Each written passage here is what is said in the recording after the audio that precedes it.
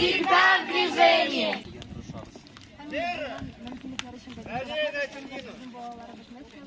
На торжественную встречу, посвященную встрече строительством Республики Татарстан построено, докладывал начальник штаба местного отделения по Кукмарскому муниципальному району Всероссийского военно-патриотического общественного движения «Юная армия» капитан запаса Шакиров.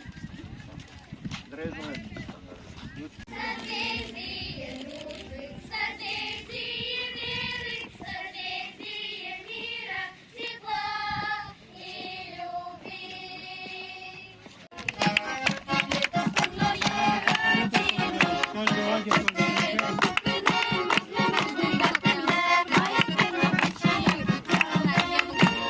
Уважаемый Рустам Нургалиевич, мы участники замечательного фестиваля «Созвездие облслов».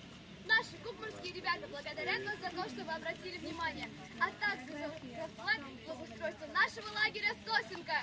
Спасибо, спасибо, спасибо.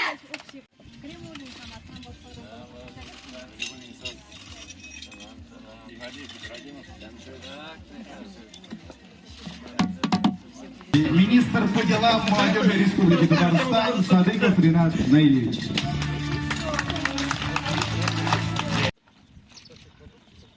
Пожалуйста, внимание.